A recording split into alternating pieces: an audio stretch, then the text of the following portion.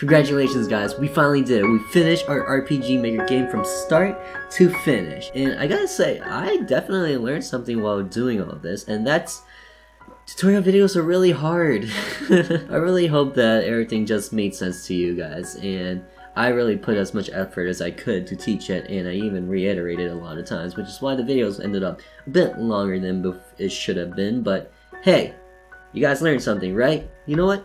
Let's recap. So to start things off, the first thing we did was learn and understood horror. And I would recommend going back to researching horror in video games often if you're gonna pursue this horror-based genre for your RPG games. Remember that once you start publishing your game, it's okay if not everybody likes it, because you honestly just cannot make it for everybody, but rather an audience, a set amount of audience, you know? And then we learned about the importance of documents, because if we write it down in a document, we can then always go back to it and make sure that everything that we done is still in line. Nothing gets too chaotic, we don't stray far from our path, and if we turn out to have a better idea than what we jogged down in the first place, then kudos, we could always change it around if anything. And then from there, we took our first step in making our opening cutscene. We learned the importance of B-roll and getting the setting done right, such that the player can feel properly immersed into where they are. They should know what to expect from the world from its current time, and the type of possibilities that can come from this world.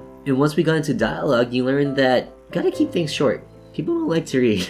They want to jump straight into the game as soon as possible. And because of that, when you start off an opening for a game, make sure that your dialogue and your cutscenes are brief, to the point, but at the same time, not rushed. But hey, just because your dialogue is brief in the beginning, as you go on, you can increase the amount of dialogue, you can increase the amount of text, just because now the player is immersed in this world, and they actually want to know more about the world. So start low, go high as you head to the end. Then from there, I show you the different types of puzzles: the search fetch quest puzzles, the box pushing puzzles, and decoding puzzles. And then just imagine finding a way to combine all these different puzzles. Or maybe you want to do, you're searching for a certain item, but in order to get that item, you have to get through the box maze puzzle. So you can actually honestly combine these different sort of things to make it work properly. Same thing with decoding. Say you need to know exactly what type of item to grab, but before you do that, you have to decipher the puzzle that tells you which item to grab. See? So if you can combine these things together, it will actually make your game a lot more stronger and, well, better in rating. And remember that within these puzzles, you can actually enhance your story. If you can find some way to combine your story to your puzzles, then it will just make the game all that much more better. For our case, we added a Braille deciphering puzzle, which actually told us that Jake actually learned to read Braille just because he was locked into his basement for like years, and then he just, to pass the time, he decided to read, learn Braille, maybe even made a little notes for himself. And if we wanted to go above and beyond, we could have actually made a note in Braille that's just flavor text for the story. And then past that, we learned about how flashlight works and the power and ability from parallel processes and common events, or just parallel processes in general and common events in general. Above that, we learned about making chase sequences. Note that it wasn't just straight up him running straight for you, but you can actually make it better. What we did for our game instead was we added the quest fetch quest by searching for an item within the room, at the same time trying to escape Jake as we walk about and make our way towards the exit. So again, it doesn't have to be straightforward with the enemy just chasing after you. You can combine different ideas. You can make it more different to make your game more unique. Make it such that your chase sequence is actually proper for the story that you created around it. Hell, sometimes those straight up chase sequences where the enemy just runs straight at you isn't even scary. It's just, well, annoying, and it's just, you know, chasing. Funny story, when I sent my game out to my game tester, he actually replied in a notepad along the lines of chase sequence in the dark, finding an item, perfect. He enjoyed it a lot. Remember that out of all these many different horror games, a lot of them do chase sequences, so make yours different, make yours stand out, make yours that follow along the lines of your game properly. Alrighty? Then past that, we ended our game. We had to sum it up in some way, some manner. And ending a game is always difficult. It's hard to sum up a game in practically a few words or less. And that's kind of what you have to do. But once you reach that end of the game, ask yourself, did you make this game to have a sequel? If not, then did you make sure to sum up every single loose ends in terms of the story for this game? And if you haven't, then definitely go back into that game and figure out a way to explain it. Just remember that at the end of the day, this is your development. Did you make it for yourself? Did you make it for a group of people? Who's your audience in mind? And then ask yourself, if you were just some random player playing this game, do you feel sufficed by its ending and how everything was just wrapped up all together? Are there any loose ends? And if there are any, is it left open-ended on purpose? Or did you close it properly? Once we finished the game, we actually added in plugins or scripts to make the game seem more aesthetically pleasing, as well as technicality-wise, such as press F for flashlight instead of page down. That's really awkward. Just remember, as a game developer, if you feel that there's a way to make your game better, there likely is. Be it through eventing in your game, be it through scripts, plugins, whatever it may be. I highly recommend joining a forum online in regards to RPG Maker MV or whatever engine you're using. The community there is actually very, very excellent. They respond to you practically ASAP. I remember one time I had trouble figuring something out, and then 10 minutes later, they actually answered it. I was pretty mind blown, because I honestly was expecting an answer maybe 1 or 2 hours later, but no, 10 minutes later. That's high priority shipping. So link in the descriptions for a few forums that I joined personally, and some of which I would recommend for you guys all together.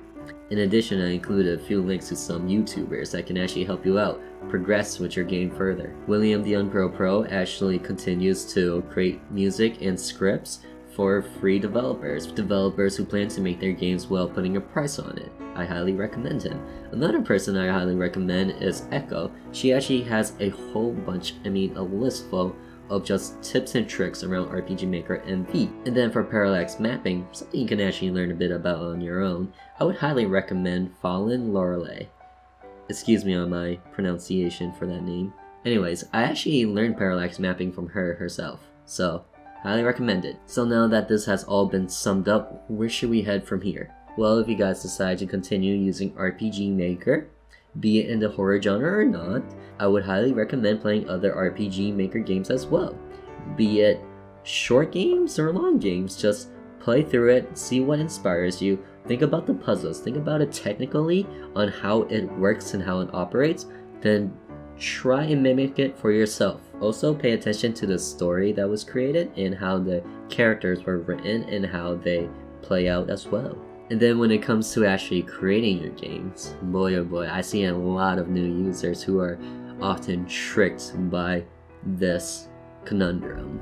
And it's that when you're first developing, be sure to make your game short.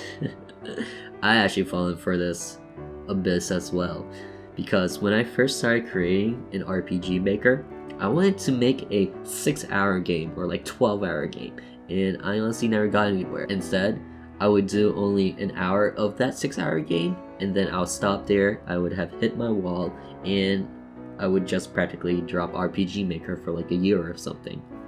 Don't do that. Escape that danger. I highly recommend you guys make a 30-minute game or less, okay? As your first project. Upload it to one of those websites such as GameJolt or Itch.io. Don't even think about Steam just yet.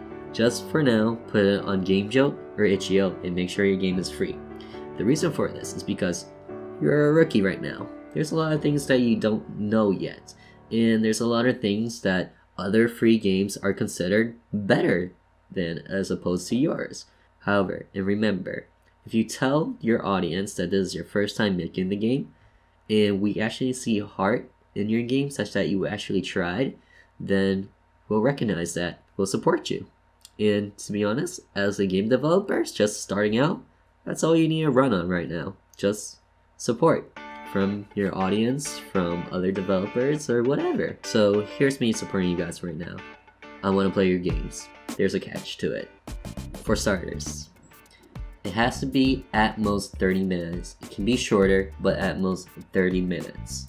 Secondly, it has to be in the horror genre, okay? Because that's what I taught you in, horror. And it's also what my channel specializes in, horror. So it must be in horror. Third, if you'd like to submit it, then that's my email you can submit it to. It's also in the descriptions down below if you prefer a copy and paste of it.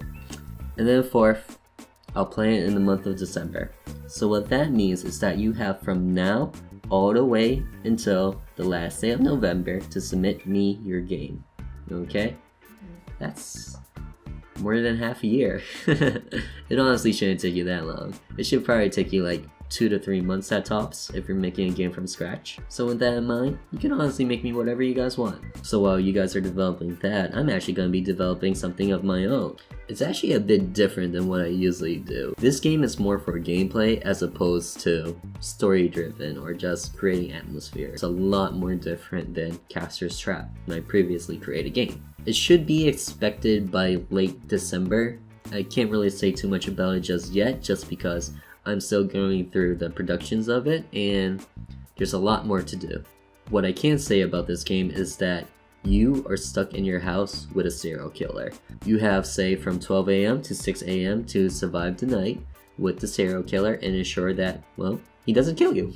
I won't say that this is a direct sequel to what we created together, but rather what we created was more of a teaser of what's to come. What I mean is that Jake is his own identity and the serial killer is his own identity as well. What I can promise you, however, is that I am creating an AI for RPG Maker that I have not seen before. So hopefully, it'll blow your minds.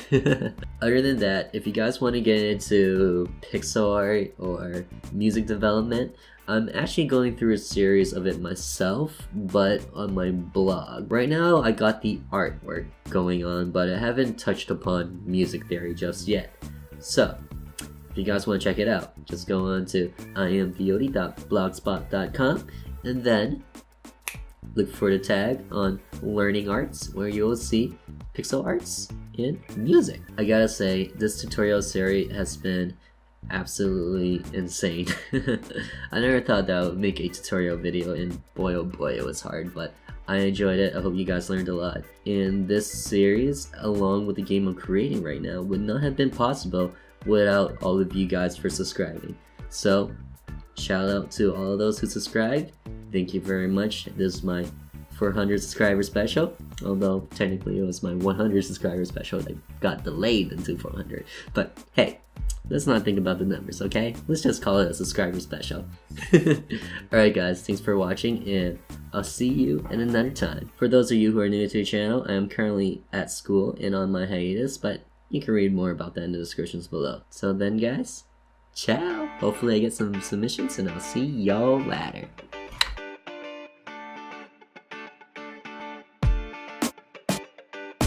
So if you guys want to be the first to get that, then be sure to ring my bell. Ring my bell? Oh my god, YouTube, you are gross. I swear, YouTube is like slowly trying to get more and more perverted just by having these weird things, telling they want their YouTubers to tell their audience to ring their bell? Really, YouTube? That's just... Really? Really? Anyways, be sure to ring my bell for the to get the first of my videos, and then we'll see you guys then, okay? If it's